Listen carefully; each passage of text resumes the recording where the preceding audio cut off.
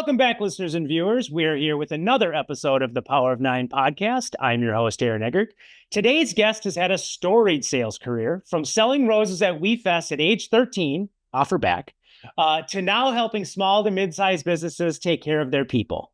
How about we dive into all of this with my friend, Sally Biel. Sally, welcome to the show. Aaron, hi, hello there. Thank you for having me. Yeah, I'm pumped to have you on the show.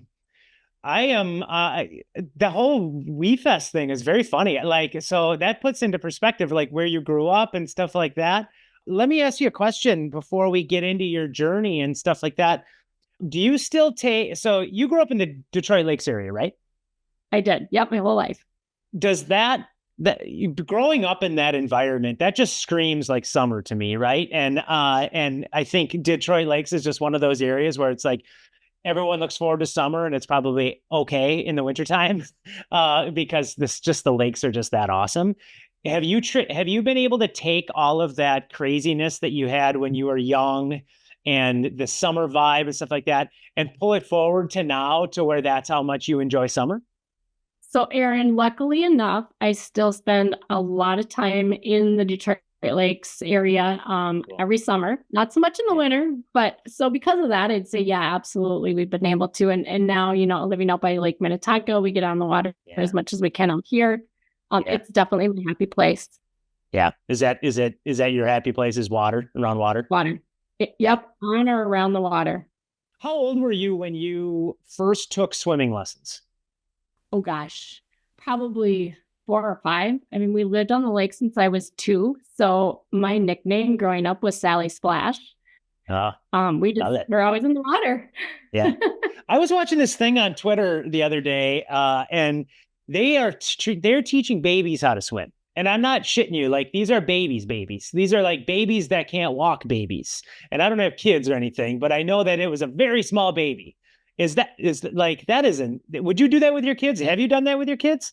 No, I did not. But Tony's son just had twins in February, so maybe I'll suggest that to them and see if they think I'm crazy or not. Let's just take those babies and dunk them. All right, let me know how that goes. I mean, they're just flipping, literally pushing. Not like it's preparedness training too. It's like preparing them to not panic when they get dunked in the water. I mean, these kids can't even walk, and they're like learning how to contort their bodies so that their head's above water, and they're calm, and it's really weird. It's so weird. They came out of the water, they're going back into the water. There we go. That's right. All right, so let's dive into that whole growing up. Paint me a little bit of a picture in your own words of like, what was life like growing up for you? What were the family dynamics? Obviously we touched on the summer thing and being around water, but share with me and paint me a little bit of a picture of what it was like to grow up as Sally. Yeah, perfect. So I often people hear me say like Detroit Lakes might be my only cool factor because it is a really cool city and it's got a lot of history to it. I literally was born and raised. My dad was born and raised in Detroit Lakes. We host the WeFest, the Pine of Palm Golf Tournament, Zorba's Pizza. Have you been to Zorba's, Aaron?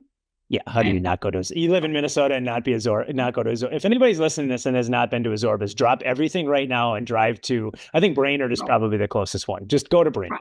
Probably. Yep. Yeah. So that's founded there. So the original one is still standing. I frequent it often.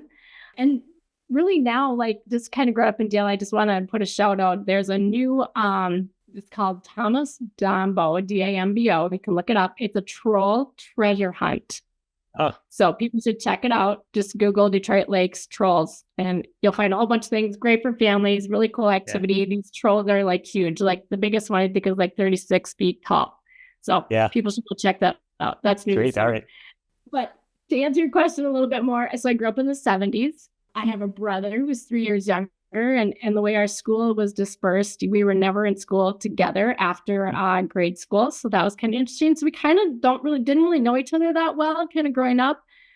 We fought a lot. We lived on the lake. We had a lot of fun. But, literally we grew up.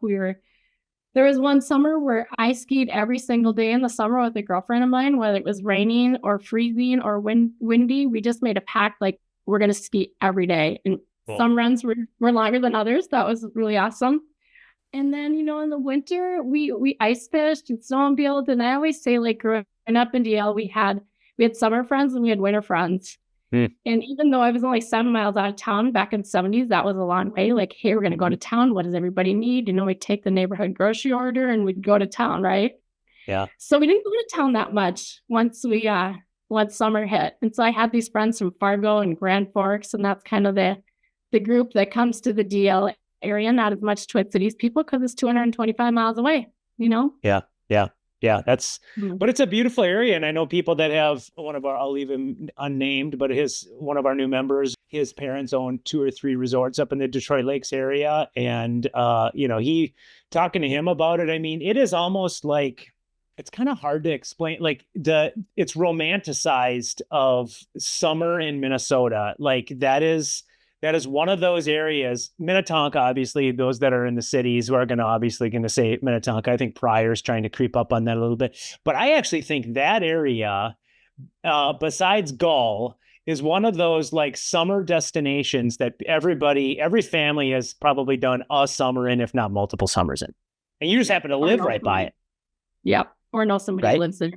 Yeah. Any type of, so were you a good student? Okay student. I was a pleaser, so I always worked hard at it. I always wanted to get good grades, but I'd say I was a B+ student. Oh yeah, that's good. Love school, but it was fine. Yeah, that's better than me. So you did just fine. And you have one brother? I do have a brother. Like I said, he's 3 years younger. Now, today, as adults, like he's honestly one of my favorite people. My brother's really funny. He's actually really smart. He's had an interesting, he lived in Arizona, lived in Colorado, and finally came back. And now he lives about 2 blocks from my mom and dad. So I get to spend a lot of time with him as well now. Yeah, sweet. How often do you get up there? In the summer, almost every weekend, probably 3 out of 4. Wow, that's cool to be able to hike up there for every weekend. And you got a place to stay and everything like that. That's awesome. Yep. That's great. Rent free. Right. Yeah. I mean, that would make me want to go up there too. Yeah. I have a cabin up north and it's not rent free. Yeah. That's even better. Yeah. I would be going there way, especially if you're able to work remote. I would be doing that, a week or 2 throughout the summertime as well. Right. Yeah. I got to talk to Jeremy about that. Yeah. Get on that. So tell me a little bit about your high school years. Any sports or anything like that? So I did 3 sports. Gymnastics was my main sport. Started as a little kid and just kind of continued all the way through high school. I did all 4 of the apparatuses, if you will. In the winter, that was a winter sport. I think in the fall was swimming. God, this feels like a long time ago, but I think fall was a swimming sport for women. And I was a diver. And then, coming from a fairly small town, if they needed a swimmer to fill in, I would fill in swimming, which was kind of a joke because I never practiced swimming, but sometimes I'd be on a relay team. Yeah. So I didn't drown. That's good. Yeah. And then I always ran track too, just a sprinter. It was more just because all my friends were doing it and that was a fun sport. I know you haven't spent your whole career in quote unquote sales, right? But I feel like there's a certain type of energy that you need to have in order to have that drive. Can you see the way that you're wired and the way that you acted or even let's go down the nature versus nurture path. Do you think that the way that you were raised or the way that your family, the DNA in your family has contributed to you being a successful salesperson from a drive standpoint? So absolutely. And the nature versus nurture, I know this is a typical question that you ask, and it really truly is both. But if I go back to kind of the first part of your question on, the sports. So I was always in a sport that was an individual contributor. So I wasn't a part of a volleyball team or a basketball team or a team. That said, today I love the team atmosphere. I love working in a team, but I'm still an individual contributor. Mm-hmm. So it's interesting how that really has followed me my entire, professional career, as well as, my high school career with sports. Back to the nature versus nurture. I mean, my dad, hard worker, type A personality, driver. My mom was more on the caretaking. She worked in a clinic. She's very nice. My mom is very nice. So I think I get some of both of that, from each of them.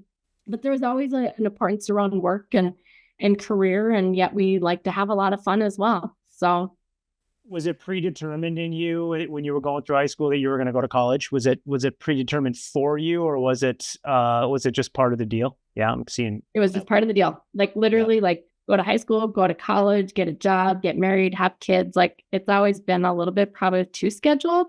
Yeah, right. Now I'm footloose and fancy beer and having all sorts of. Yeah. Yeah, in that stage of life, that's good though. I mean, that. I never thought of not going to college. It was just part of the deal. And where'd you go to school? So I went to St. Cloud State University. The decision there was it was far enough away from home, but not too far. And of course, the price was right. Yeah. I mean, I was wondering if was Moorhead or anything like that, Grand Forks or anything, Fargo or any of those up there, were those ever on the docket? Fargo was probably a little too close, right? Because it's about a 45-minute drive. Grand Forks was too cold and windy, so that wasn't part of the plan either. I had a lot of friends that went to St. Cloud State, so it just kind of was the path. So going back to the question I asked about high school, you were a good college student. Like, did you like have your first year of like, I need to figure this shit out and then take it from there, or were you pretty steady the whole time through? I was pretty steady. I mean, I did graduate from a state school in 4 years, which I think sometimes is an achievement or an accomplishment in and of itself. But I was just an okay student. I went to class. I didn't really skip class, but I didn't like to study or take tests much. So yeah, I'd say a B+ in high school, probably a B in college. Yeah. Where'd you go to school? St. Cloud's a lot of fun. Well, it's the Harvard of the North, right? So anybody who I've talked to that's gone to St. Cloud, they call it that, and I think it's a little tongue in cheek. It's a little tongue in cheek. Yeah, my kids were not going to St. Cloud State. Let's just say that. All right, we'll leave that at that. Yeah. What kind of extracurricular activities or anything like that were you into when you were in college? I was part of the investment club, which was, probably started off as a finance major. So that was kind of one of the common clubs that we did there. Boy, I think that was maybe about it.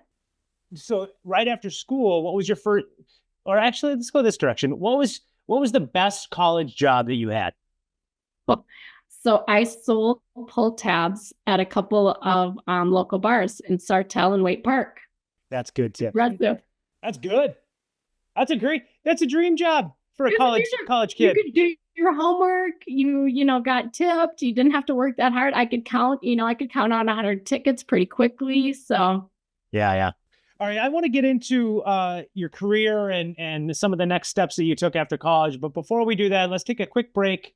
Let's listen to a few of our community supporters, one of which is Insperity, your lovely employer, and is an amazing supporter of Coalition 9. So let's take a quick break. We'll listen to a few of our community supporters like Insperity, if not Insperity in there somehow, depending on what Brendan decides to put in there from a production standpoint, and we'll go from there. All right, we'll be right back with Sally. The topic of talent is hot in organizations of any size, and I would argue none more than small to mid-sized businesses. That's why it's crucial to have a partner to help you navigate all the HR idiosyncrasies so you can focus on working on your business and not in it. Insperity is a full-service HR partner with a high-touch, high-tech platform helping owners work through challenges like employee retention, company culture, and benefits, just to name a few. Do yourself a favor and explore all they have to offer at Insperity.com. Insperity, HR that makes a difference. Kaisa Wealth Management treats each client like a member of the family. Acting as your personal CFO, we are fiercely devoted to your financial prosperity. At Kaisa, our wealth strategies are aligned with your core values, creating a wealth plan centered around the legacies you wish to create. This is our Kaisa commitment. Our wealth strategies are dynamic and tailor-made for your long-term goals because as a family investment firm, excellence in service is not just a promise, it's our baseline. Whether it's selling a business, planning succession, creating a legacy, navigating life's changes like death and divorce, supporting executives on the move, planning for your retirement, or just preserving your family wealth, we are here for you. Find out how we can help to simplify your wealth at kaisawealth.com. When you think of a typical CPA firm, you probably think of tax planning. Well, that just scratches the surface of what Biel offers their clients. By providing smart, in-depth thinking from experts in accounting, audit, tax, and business consulting, they know what it takes to achieve financial success. Whether it's protecting your business, building your wealth, or securing your future, you can count on Biel to go beyond addressing just financial matters and providing you with tailor-made, workable solutions. Learn about all they have to offer at boulegroup.com. Biel, helping you get there. Security Bank and Trust has been a community supporter and the banking partner of Coalition9 since our inception. One of my favorite things about partnering with Security Bank and Trust is that I have a significant relationship at multiple levels within the bank. From grabbing lunch and building a personal friendship with the president, Andy, to welcoming multiple employees as C9 members, to seeing Andy's smiling face when I swing by the Eden Prairie branch, they get relationships and the banking needs of a business like ours. Check them out at security-banks.com. Member FDIC, Equal Housing Lender. Security Bank and Trust, growing together. As a boutique Twin Cities-based investment banking firm, Madeira Partners works closely with family, founder, and management-owned businesses, bringing over 25 years of experience and hundreds of successful transactions to the table. It's in their DNA to educate owners on what potential exit opportunities look like, along with any industry or company-specific things to think about to make your business more attractive to potential buyers. Regardless if you want to sell tomorrow or in 10 years, the team at Madeira Partners would love to provide their expertise and guidance along the way. Take some time to explore their website at madeirapartners.com. Madeira Partners, your life's work deserves our best work.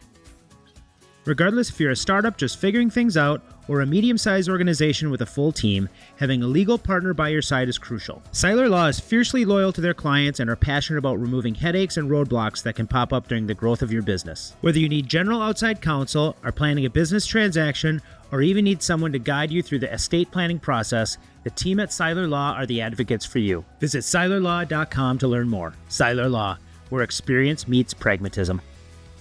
Every year brings new challenges for Minnesota business leaders, and USI Insurance is here to take the pressure off of the employee benefits decision. Having a local presence with national resources, USI combines a client-centric culture with leading-edge technical resources so you can make an informed decision on your benefits investment. The USI team has been deeply committed to investing into our local communities and utilizes their expertise to provide solutions you can count on to protect your greatest asset, your employees. USI has been partnering with Twin Cities businesses for decades, and they would welcome the opportunity to do the same for you. Visit USI.com to learn how USI's approach to risk management and employee benefits delivers customized, actionable solutions with bottom-line impact. All right, we're back here with Sally Biel. Let's start diving into the career stuff, because that's when that's when I start to know you a few years down the road. But so you went to school for finance, and you were investment club and all that fun stuff. What was your first, I'm going to use air quotes here, first real job out of college? My first real job was right out of college. I applied via an ad in the newspaper on a typewriter, and I went to work at Green Tree Financial Corporation. They're headquartered in downtown St. Paul, Landmark Towers, really cool building, lots of employees. That was 92. Was that always part of the plan? Was it you were going to move to the cities? It was always part of the plan. You know, that's kind of where the jobs were. We all felt the jobs were, right? So get your education, move to the cities, find a place to live. Green Tree was a really fun place to work. They hired a lot of young people. We were a leader in the industry of lending for manufactured homes and home improvements. And I was there for 9 years. So that's kind of interesting coming right out of college. You stayed there for 9 years right after college. Holy smokes. And I mean, these are days where you're going into, you're going to the office every single day and all that other stuff. Like the dynamics of all that changed. When you took that job at Green Tree and you were moving to, you're going to be going to work in St. Paul and stuff like that. How did your family feel about you moving so far away? Did they take a perspective of like, let's go let her spread her wings and fly? Or were they a little bummed out? No, I think they always knew that I wouldn't come back to Minnesota or wouldn't come back up north, right away. Right. Mm-hmm. I think that was just part of the overall plan that we had all talked about all along the way. So it wasn't a big shocker. Yeah. Yeah. Did your family have my family never really communicated that much about that kind of stuff. And we just all kind of figured it out. And did your family talking about planning and career and all that other stuff? Was that a pretty open conversation y'all had? Yes. I mean, my dad especially was more career focused, right? More planful. He grew up his first job was a CPA, right? So I just kind of followed in his footsteps. If initially I thought, well, maybe I want to be an accountant, then I was like, well, no, that's really too boring. Sorry, accountants out there, but wasn't quite my jam. And so I just had enough credits already. I thought, well, let's just do the financial side, right? Let's just get that financial degree and see what happens from there. I felt like it also opened me up to more opportunity. Like with an accounting degree, back then you went into accounting, right? With a finance degree, it gave you a little bit more flexibility, maybe in job choice. A lot's changed since then, but that was kind of my path. So after spending 9 years at Green Tree, I'm assuming they kind of stayed in their lane and doing what they did. You made the decision to jump ship. Where did you go, and what kind of precipitated that decision? So when I left Green Tree, I went to Fair Isaac, and they're now called FICO. Mm-hmm. And I spent 9 years there too, Aaron. So I had this 9-year career path. I know, crazy. That was a great experience too. I mean, FICO was a critical player in the financial services industry and the credit scoring market. And, we worked with really large companies and, helping people decide who they should give credit to. And it was just an exciting time. Tons of smart people at FICO. They're a global player today. And so, yeah, that was a really good run as well. But then the whole depression area, the whole housing bubble, affected that. Yeah. Yeah. You've got a couple kids from a previous marriage, and did that play a role in your decision of staying places, or some of the flexibility that they gave you of being a working mother and those types of things? Was that about this? Am I right in the same time frame of when you're trying to raise a couple kids and keep your shit together as a working woman? I love to keep your shit together. I'm still doing that. I'm still trying to do that. I mean, we all are. It's Yeah. So actually, I transitioned to Fair Isaac. I had just had Ellie, and I think she was probably 4 months old when I went over to FICO. And they were a little bit more progressive on the work from home scenario. Our technology was really awesome. So we did have that capability to work from home. So even back then, this was 2000, I could do an afternoon or even a day if needed. So that was huge. And benefits were such a big deal back then, and they still are today. Mm-hmm. But these are great companies that just had really nice benefit solutions. And, so healthcare is a big part when you got little kids. Yeah, for sure. Was that your first, because I don't think you did anything in sales world at Green Tree. Was there anything sales related at FICO? At FICO, no, not really. I was always kind of an operations role there. Yep. I worked on a sales team for part of my career there, but I was still on the operations side of the sales team. Did you get into sales then after you left FICO? I did. Yeah. After I left FICO, I went to Creatus, was a small kind of marketing advertising agency, still around today. And then from there, I went to Digital People, which is a direct competitor of Creatus, a little bit more on the creative marketing staffing side of the world. And that was really my launch into the sales cycle and, being responsible for new business development. And at that point, I was like, I know I'd made the right decision, right? So first of all, it was time for a switch in the industry, right? Because the industry had changed so much and so much had happened there just through the Great Recession of 07, 09. And so being in the marketing creative industry was just all new people. They just, so different, right? Yeah, financial. I mean, it's got to be polarizingly different, especially even the role that you were doing. If you were to go and, let's key in on on Digital People, right? Like if you're doing recruiting and placement and stuff like that, what a polar opposite different role or even offering from what you were doing prior to. Nuts. Very different. Did you feel like that was you were like, once you got into those sales roles, did you feel like you were kind of, all right, I'm feeling like this is my place. I feel like this is where I want to spend my time, is doing something like this? Yeah, I love the sales aspect. Probably, way earlier than that, but didn't really have the opportunity to do the sales side. And then once I started doing it, it was just like so fun to connect with people, figure out what their challenges were. And if you have a solution that meets their needs, then why not? Right? Yeah. Yeah. And yeah, I never looked back. Now, you've been in sales now from Creatus, Digital People. I think you did a little brief stint at Orange Tree, and then we'll keep moving forward here. But from when you got into sales, do you look back on your non-sales roles and say, I actually was in sales because everybody sells. We all know that. I just had to sell to different people. Maybe your clients were internal versus external or something like that. And then do you see how you were able to be successful in those roles because of your ability to be a natural salesperson? So I think that's a little hard. So being a natural salesperson, right? A lot of us do that in our everyday lives. I mean, we're selling ourselves every day. right? No matter what that is, for a new job to, whoever. What we're eating for dinner. Trying to have a conversation with my wife about what I want to have for dinner, but I don't want to eat that. Everyone's like, are we having chicken or vegetables? Yeah, right. That's sales. Are we going out to eat? That's in mind. Are we going out to eat? All of that. Yeah. So I think just going back to the sales piece of it, you're always, or I was always kind of selling, myself probably more so in those other roles than not. And then once you truly get into the sales world, it's just every customer, every client has their own, unique challenges and thought process for what makes them, want your solution or not want your solution.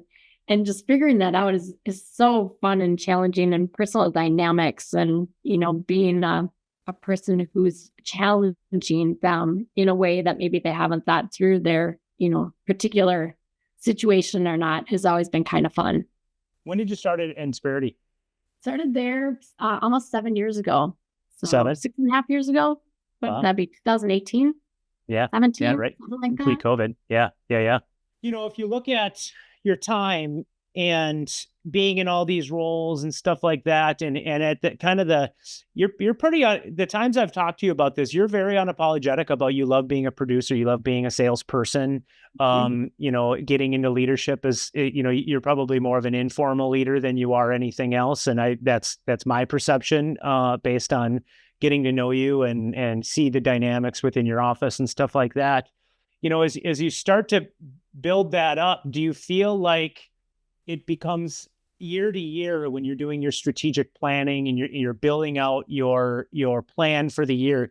Do you feel like it gets a little easier to do it because you've been doing it for so long? Or do you feel like because of just the market and how things change that it becomes more challenging?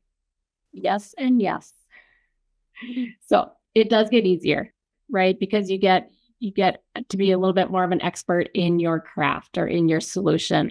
You've had enough at-bats to know, what to talk about if somebody's focused on something and what not to talk about if that's not of interest to them, right? So just, sales in general, a lot of companies, they sell a lot of different things. Well, if your client doesn't care about a particular thing that you have to offer, don't talk about it, right? Talk about the things that interest them, that's going to change their world, that's going to move their dial, right? So I think that part of it becomes easier because you just get more skilled. I think the flip side of it is, yes, it becomes more challenging in a way that, and I think a lot of people can relate to this, when you have success, then you want to breed continuous success. And your team is depending on you on a certain level of success, which I absolutely love. But there's an additional level of pressure that comes with, wanting to be a high achiever and wanting to be at the top of your game and wanting to be a mentor to others, right? So from a time perspective, it becomes more challenging. And then just from a pressure perspective, but nothing you can't handle. It's just part of the game. What do you think makes you a successful salesperson? I think I'm good at listening and asking questions. I think that's probably the biggest piece is when you have that initial, call with a business owner, it's trying to understand, what are they doing today? What could be better? Where are their frustrations, right? Just trying to pull that out of them. Because if we just talk about all the cool things that we do, their eyes just glass over and they just go, oh my gosh, I don't need all that, right? But it's really just asking them questions, because people love to talk. They love to talk about their businesses. I mean, that's one of the hardest jobs out there, is being a business owner. I have no doubt about it. I've never done it. I'm never going to do it. But I imagine that it's really, really difficult. And so if there's things that they can just talk about, and I can, kind of dig in and help understand, or, tell me more about what that looks like, or how would that look better, or, why do you think it's like that? And I feel like I am really good at asking those types of questions, getting to the root of situations. So before we dive into your time in Insperity and what you do and what Insperity does and all that stuff, I'm gonna throw you a little bit of a curveball, because it popped up in my head, and as long as we're talking about sales, I feel like it's topical. So I think the average salesperson is relatively poor at strategic planning, and I think successful salespeople are really good at strategic planning, building a plan, and working the plan. Can you walk me through a little bit about and especially with an organization your size and the resources that you have, not only that you provide your clients, but probably internally and leadership and all that other stuff. Can you walk me through a little bit about how you approach the strategic planning process from 1 year to the next, or 1 quarter to the next, or whatever? So taking really good notes and having a structure for who you've talked to, when you talk to them, why didn't they buy at this time? Just having some detailed kind of organization, I think, is key. Because we can spend salespeople can spend a lot of time figuring out who to call, when to call, right? Why to call. So that's a part of it. Like, keep good notes on all the things that you've been doing over the years, right? Tag them, do whatever you need to do, right? So you can quickly find stuff. That's part of it. And then I think if you have those good notes, then you can go back to somebody and be planful about, like, hey, when I talked to you last year, this was a challenge that you had. Do you still have that? And would now be a good time to revisit it, right? So that's part of the strategic plan, is just being more thoughtful about who and why and when. The other piece of it that I think plays a major role is just being in tune to the market and what's happening, like during COVID, right? Like, there's so many challenges that our small business owners had, right? And how can we help them? And putting things in front of them that were helpful, because there was so much distraction, right? And just so many different things going on in their personal lives as well as their professional lives, and how do they take care of their employees. So being relevant, I think, is key, and that takes time. Yeah. Right. I'm always mentoring new people. I'm like, you got to find something that's going to make that business owner go, yeah, I want to talk to him, or I want to talk to her. Right. Yeah. Because they get pinged so much. Yeah. So taking good notes, having a list of people that you've talked to, keeping up with the market. LinkedIn is a great resource, and then I think last but not least is knowing what your metrics are, having an idea, and Insperity has this dialed in and figured out, right? Like, we've been doing this for a really long time. So we know how many meetings you need to have, like good meetings you need to have. Yeah. And then how many of those are going to turn into that next stage, what we call getting a profile. So we can build a financial analysis. And then knowing of those, like, how many deals you'll close. So if you can back into that, and just through history, or your company knows what that looks like, that's probably the biggest part of the strategic plan. If you don't have enough activity fill in that funnel, I don't care how good your plan is, right? Yep. Data never lies, does it? Data never lies. Yep. All right. So let's talk about Insperity a little bit. You've been there, it's 7 years. I mean, I'm a former client. I was not, you and I didn't work together, but in my old business, we worked with a couple of people from your team, and I love the experience. To me, it was one of those things. I'll give you my little commercial on Insperity. It was one of those things that, as we were starting to grow our business and we were starting to feel the pain of growth, everybody does, and it comes in waves and stages. We felt like it was one of those things where we were drowning from the people standpoint. Like, we merged a couple companies together. We bought a company. We're merging cultures together. We went from, I don't know what it was, like 35 people to like 60 people overnight. And it was like, okay, we need to grow up a little bit. And we just felt like, all right, are we going to bring in an HR person to manage all this for $125,000 a year? Or are we going to go find a partner to help us just get through this for the short term until we feel like if that's the right fit? And we partnered with Insperity after 2 years of like kicking the can down the road. I'm like, are we gonna, the PEO thing, people need to get over that. And, the co-employee bullshit, like, everybody's going to be just fine. And I will testify to the fact that we lived, and I'm the most skeptical person when it comes to that stuff. So I will say, like, the services that you provide are so deep. I think we could do a whole podcast just on that. Give me some high level things that you've been hearing lately as you've been having conversations that are some pain points of why people are exploring partnering with Insperity. Yeah, that's really a great question, Aaron. Thank you for that kind of testimonial, because that makes the world of difference. Really, at the beginning of every day, at the end of every day, like, our clients want to take care of their people, right? It is their most important asset, and you can't get growth. Nobody wants to have turnover of their high achievers, right? Or their high performers. Eric Harkins has this book, and he said, like, your A players never, or your B players never leave, right? You can't just hang on forever, but your A players will head out. Yeah. So, taking care of the people is probably first and foremost. But I will tell you, like, COVID changed the geography of business owners and their employees, right? People moved because they could. And so much more companies now are open to remote work. And that's a challenge in and of itself, right? So if you've got people in multiple states, that's a huge trigger for us because there's all the challenges around, just payroll taxes, the compliance, and having a handbook, and what questions in the interview process can I ask in the state and what can I ask, right? So helping them with that piece of it. We hear on about employee engagement, like employees just aren't that engaged anymore. And it's sad. And I spent 9 years here and 9 years there, right? Like that doesn't happen anymore as much. So what can we do to get people to like the culture that they work in, or change the culture if it's not good, right? How do you keep those remote workers who aren't in the office every day? How do you keep them engaged in who you guys are and what you're doing and why you're doing it, right? So you do have that employee engagement and just communication. That's a huge challenge for businesses, and they're fast growing. And I mean, you could probably talk days and days about like just keeping everybody on the same page of the why. Yeah. And then there's always the challenges of, just how else do you take care of your people, whether it be benefits related or learning and development. People want to continue to learn. And so what are you providing them to help them do that, whether it's personal growth or professional growth? If somebody owns a business, what is about the right size of employees that they should be starting to think about partnering with you as they grow? Any size. All of you come. One. So the solopreneur, no.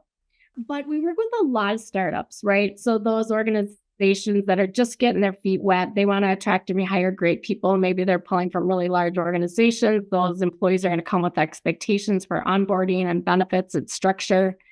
So we can help out those small groups that are really just getting their, growing their business. That's an awesome opportunity for us to help them, but let them stay focused on what they're doing. Yeah. Yeah. And you kind of get to the next size group where you're out of your friends and family. You don't know the people that you're hiring next. So those come with some additional challenges around compliance and employee liability, right? So we want to make sure you're buttoned up there. Yeah. And then you get to a point where like you're 50 employees and now your compliance is really, a different factor. And so just let somebody else handle that, just like you would IT, right? You get to a point where you're like, I shouldn't be managing my own IT anymore. HR can be the exact same kind of shift, if you will. And then really it all depends on what that organization wants to focus on. Oftentimes we come alongside an HR team. When we get into our clients that have a couple hundred employees, they have HR people on staff, maybe a handful of them. But we create a solid infrastructure. We create a balance. We help them with the compliance side so they don't have to focus on that type of stuff. And they can do things that really do make more of a difference internally. Mm-hmm. So really, it's a pretty wide gap. We say 5 to 150 is our core market, and 150 to 2 to 3,000 is our mid market. So we got it defined. That's what I was looking for. Those numbers, I like it. So that helps me kind of wrap my head around like where's that sweet spot for a sweet spot is different for everybody. So that's a good sweet spot. For us, when this is 10 years ago, when we made the decision to partner with Insperity and my old company, there was two major drivers that helped drive that decision. One was healthcare costs, and we wanted to stabilize our healthcare costs because we weren't loving what we were experiencing with our current broker. And then two, we were also experiencing growth, so we needed help on the HR side. So if you blend those together, financially, it made tons of sense for us to make this decision. So it was a no-brainer. Is that still one of those things where people are, you get brought in on the conversation just as much around stabilizing healthcare costs as you do on the assistance on the HR side? Yeah. And it's kind of more depending on the time of the year, right? So a lot of companies have that January renewal. Come September, we're talking benefits all day long. Yeah, that's what I figured. I mean, you're getting into this podcast will drop here in late July, early August or something like that. And you got about another month or so, I figure. Anybody I know that works in benefits is always like starting to think Q4 is coming right around the corner, October, November, December. Yep. It's our busiest time of the year. Yeah. I hear you. Okay, so I got a pretty good, I know enough about Insperity, but I think you did a good job talking through all that stuff. I think we need to get into the real serious stuff here. Let's talk about your family a little bit. So we've already established the fact that you've got 2 kids. I know Tony, your husband, is amazing dude.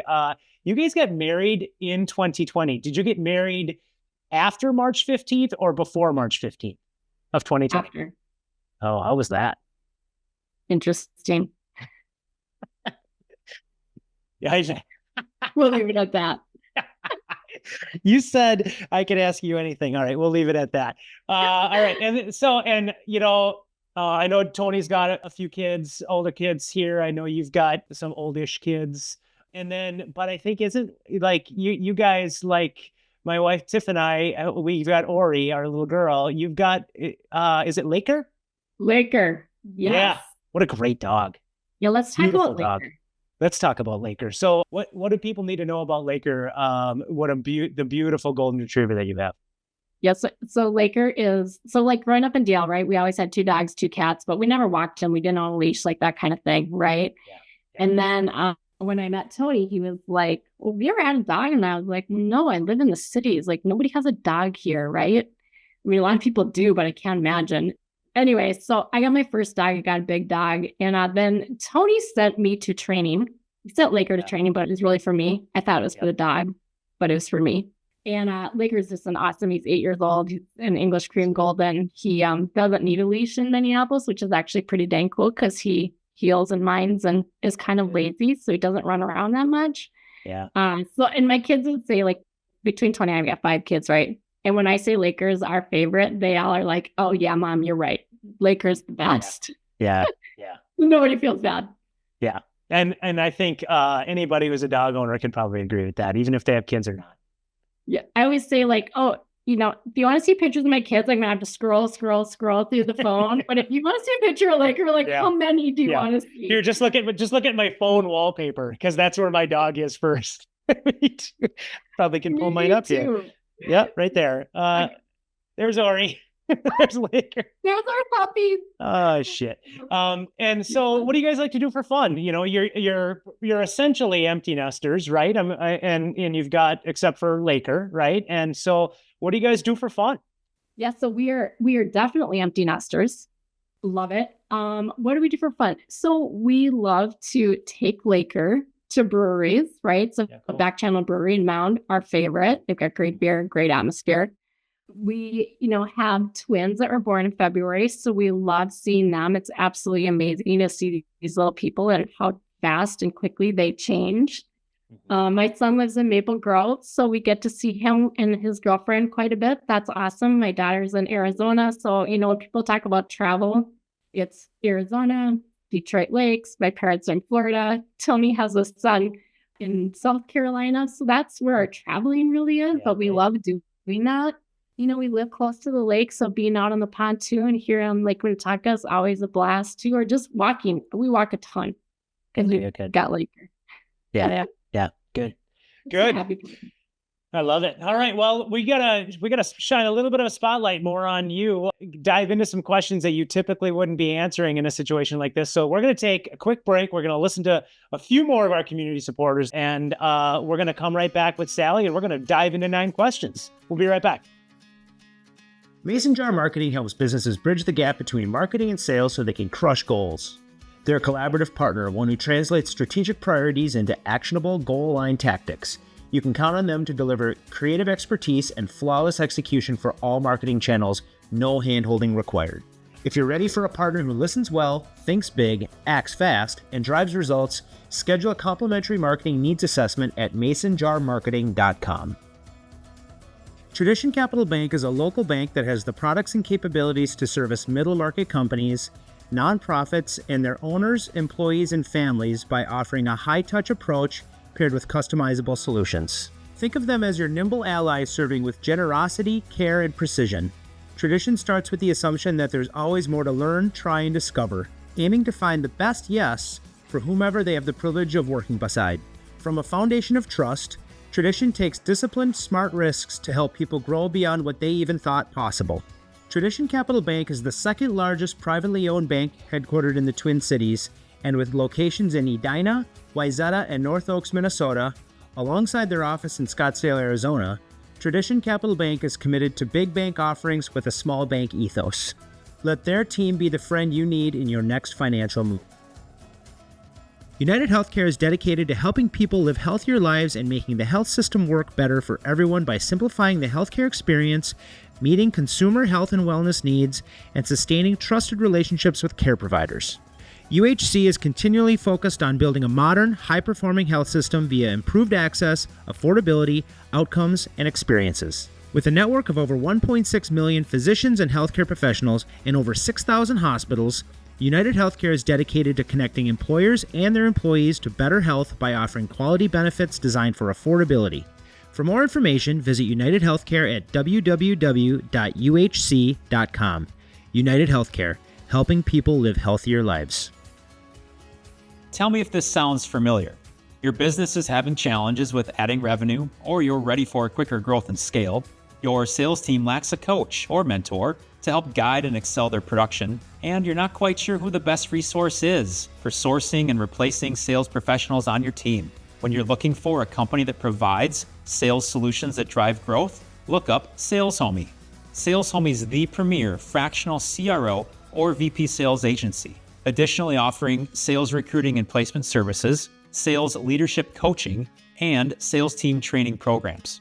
Don't put your business at risk with low revenues and uninspired sales professionals. Learn more about Sales Homie by visiting their website at saleshomie.com. Sales Homie, sales solutions that drive growth. Verseek Search and Consulting is thrilled to support Coalition 9 for an exciting year ahead. Verseek is a Minnesota-based, high-performance recruiting firm that specializes in interim solutions, direct hire, and executive leadership search. Our team of experienced professionals and seasoned leaders across various areas of expertise and industries have been in your shoes. Your company's success hinges on the capacity of your people, and few areas of your business are more critical than your finance and accounting team. You need talent who can move the needle while winning the trust of leaders and stakeholders in your organization. Your people make it possible. Verseek can help connect you with the talented candidates within finance and accounting for consulting or direct hire needs, as well as within other industry areas in executive search, direct hire, and interim solutions. People are the ultimate business advantage. Find your people together with Verseek and make the best possible for your business. Learn more by visiting Verseek.com and by following Verseek on LinkedIn. In addition to our amazing prospering and thriving level supporters, we want to shine a spotlight on our equally amazing evolving level supporters. Alliant Insurance Services, Bauer Design Build, Beyond Design Resource Group, Entrabank, Fluid Interiors, and Modern Foundation. All of the Coalition 9 community supporters can be found at coalition9.com/community-supporters. All right, we're back here with Sally Biel. We're going to dive into 9 questions and try and dive into some things that we maybe didn't touch on during our conversation, getting to know her. So can you confirm to me that you have no idea what I'm about to ask you? I have no idea. I'm a little nervous. Good. I like it. That's what I like to hear. Let's get this first one out of the way because it's an easy one and it kind of cuts the anxiety and nervousness of 9 questions. Name one song that when it comes on the radio, you have to sing out loud. I knew you were going to ask me that, and I didn't even know. I did not know. I'm just kidding.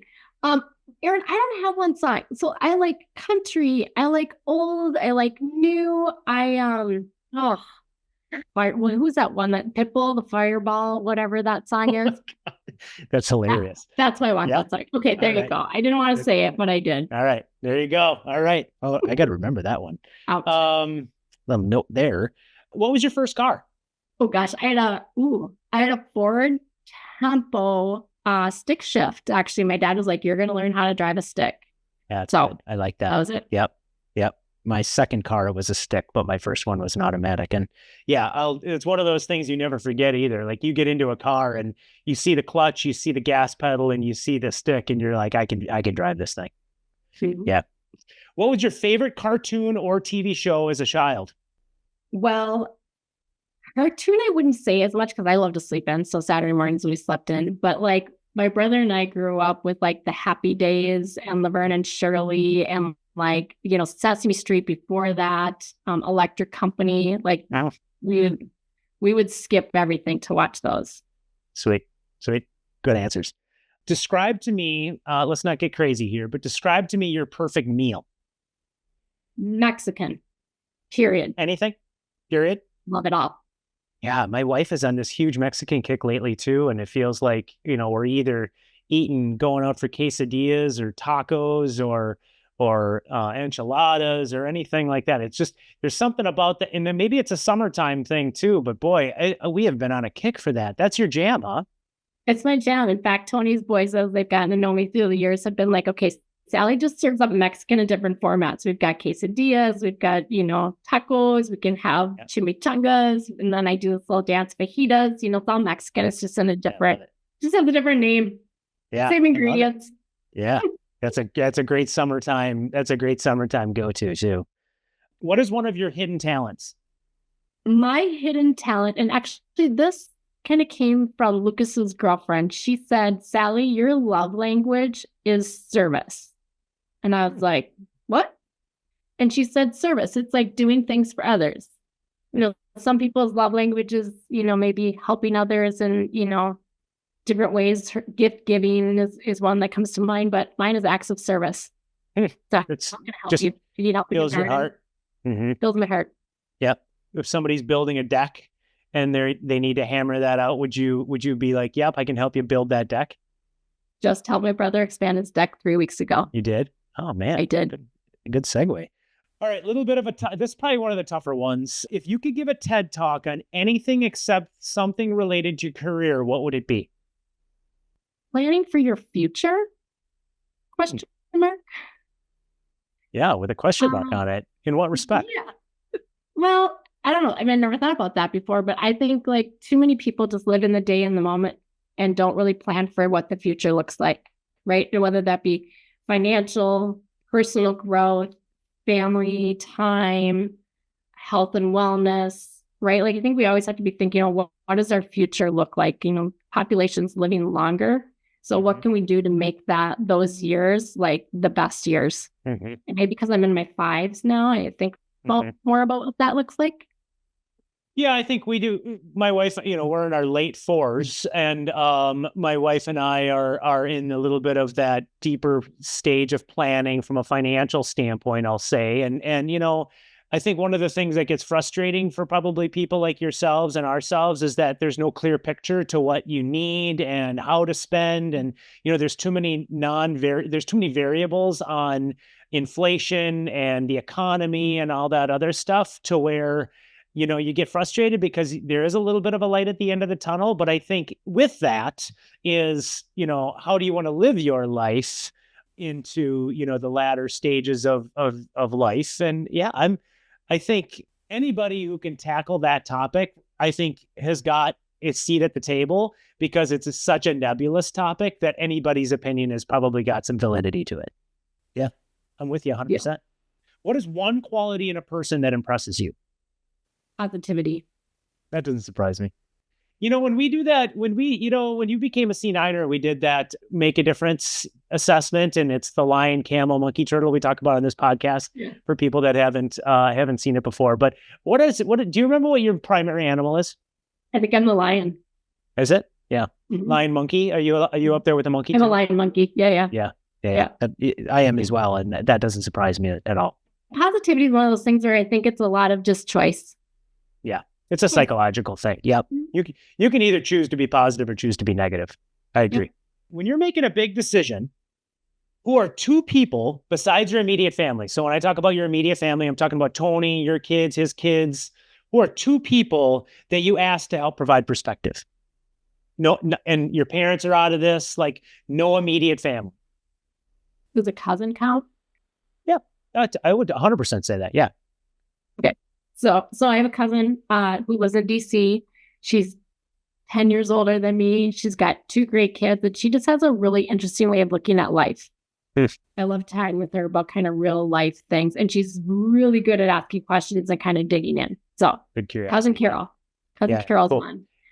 And then a good friend of Caroline Colleen, who I have known for 25 years, and she lives in Rogers. And so although we don't see each other all that often, she's someone I can count on, and I know she's just going to tell me the truth. Yeah, good. Share this podcast after we produce it with your friends, with Colleen and did you say Carol? Is that the other one? Cousin Carol, yeah. Carol and Colleen. Yeah, they both need to hear about this podcast. Shout out to Carol and Colleen.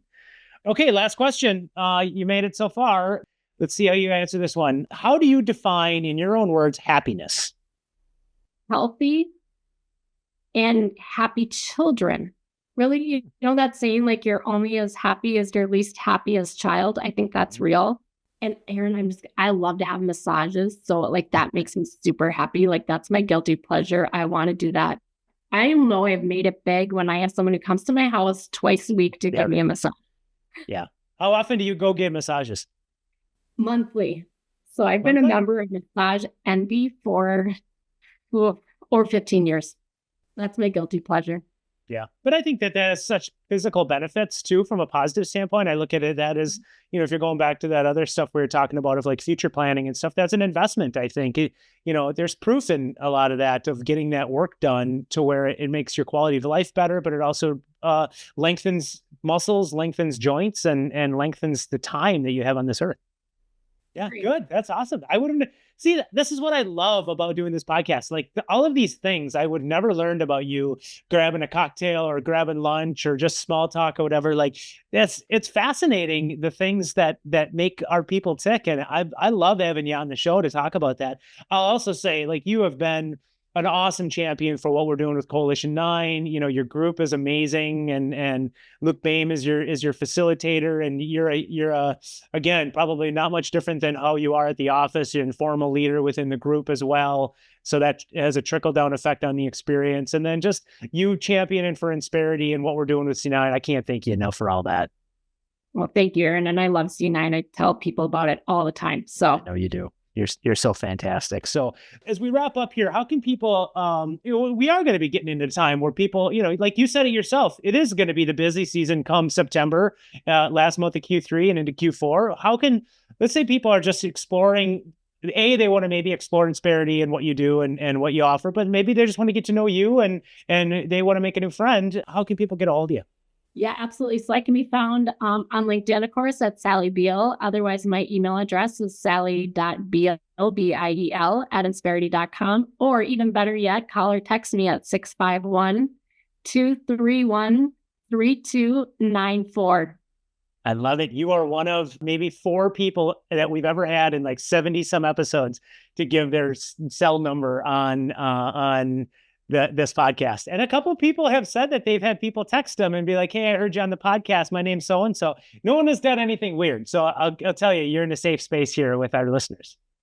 I'm all in. That's the easiest and the fastest way to get a response. Oh yeah, I love it. I love it. Well, Sally, I'm a huge fan. More people need to know about who you are, and hopefully this gives them a little bit of an insight to you. You're doing great things in the community. You're doing great things with C9, and I just can't thank you enough for being on the show. Aaron, thank you. It was my pleasure, and I really enjoyed it. No, you're fantastic. On behalf of Sally, this is the Bend the Power of 9 podcast. I'm your host, Aaron Eggert, and I want to thank you for the privilege of your time.